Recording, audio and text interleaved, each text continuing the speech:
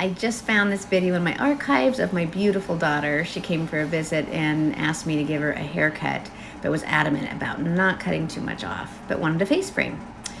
So the first thing that we did was I mapped it out, separated the front from the back, and then I'm going to establish a guide for my face frame. She wanted to have some pieces that kind of fell along her face, wanted to make sure that it blended nicely into her length in the back. So I'm going to start by creating a guide on either side of my parting, and I'm going to make sure that the exit points where my comb comes off the head is even. That way I know I'm balanced on either side. And then establish where I want it to fall. In this case, I decided it would be flattering to put it on her chin. So I'm establishing my length there, and as you can see, my hand is angled. My arm is like tucked to my body so that my hand is angled at an angle that I know that the face frame will head to the length. That little comment she made was she was telling me I'm so nervous.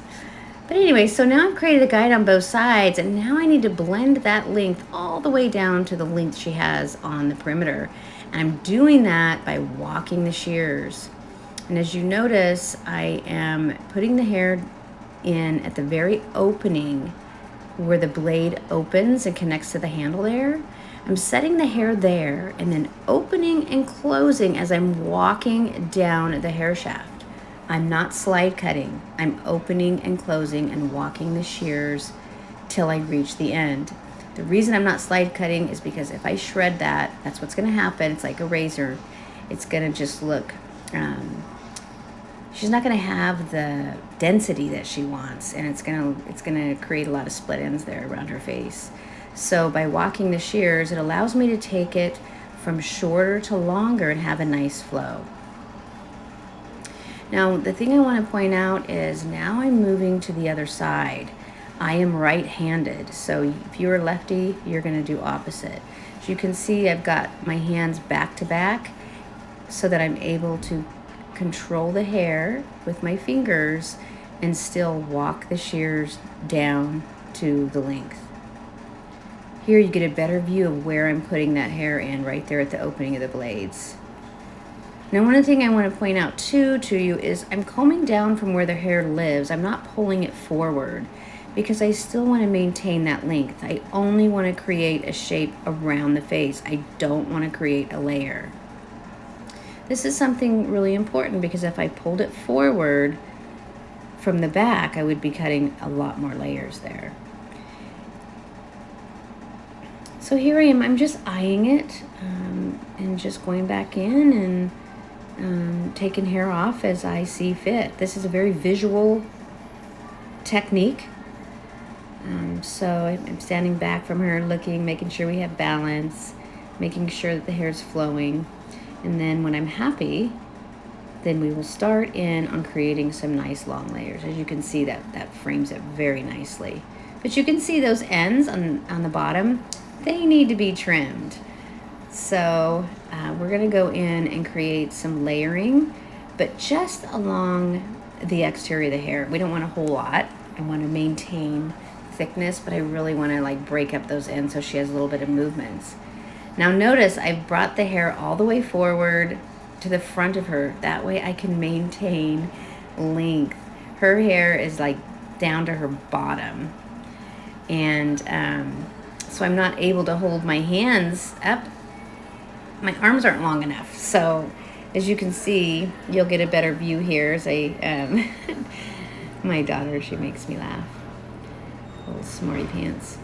Anyway, so I'm working pivoting sections, and I'm using a wide teeth of the comb so it glides through, and see how I pull it all the way to the front of her.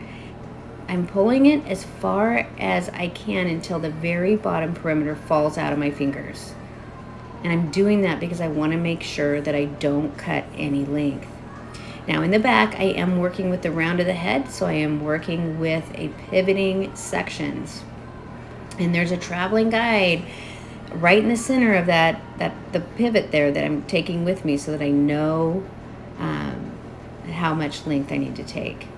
And I'm just using point cut it, going straight in because I don't want to see any lines. I want this to be practically invisible, but it's going to create just a little bit of movement in the hair. This is a great technique to use for your clients that have extremely long hair, but they still want a little bit of movement, and you need to get those ends off. Look at those ends. Holy moly. She was way overdue for a haircut. As you can see, as I'm working my way around the head, I'm ending up bringing those sections. I'm taking vertical sections, pulling them up, using the wide teeth of my comb so it's nice and smooth, and pulling them to the other side of her head. You can see I have the guide with me, and then I'm going to the end of the hair and just point cutting it.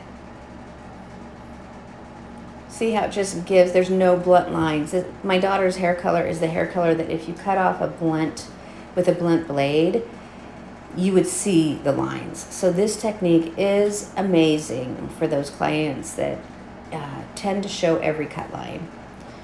So here again, you can really see how I have to really over direct that hair all the way to the other side of her body, and then point cut in the ends to maintain that length. And then once I've finished one side, then come back around, start with the pivot again at the back of the head, and work your way around the other side.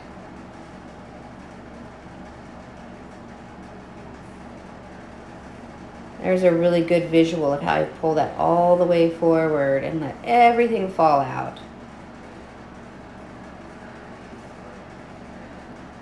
Here I am. There you can see the pie sectioning taking place there. So what happens here is you have a starting point and you have a finishing point, like a dot to dot. So I've got a guide there in the crown, and I'm going all the way to the length. So I know if I cut within those perimeters, I'm not going to cut hair that I don't want to cut.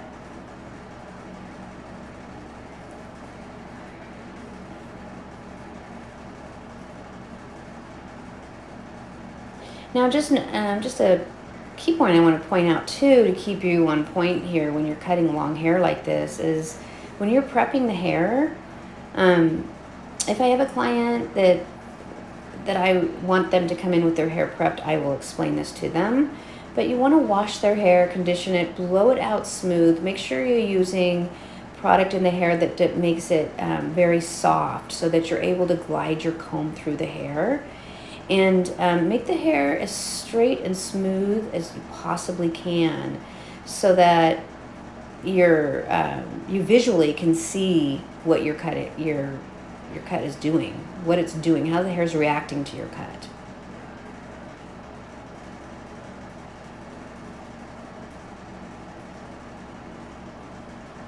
So this video, like I said, this has been like, I want to say 5 or 6 years ago.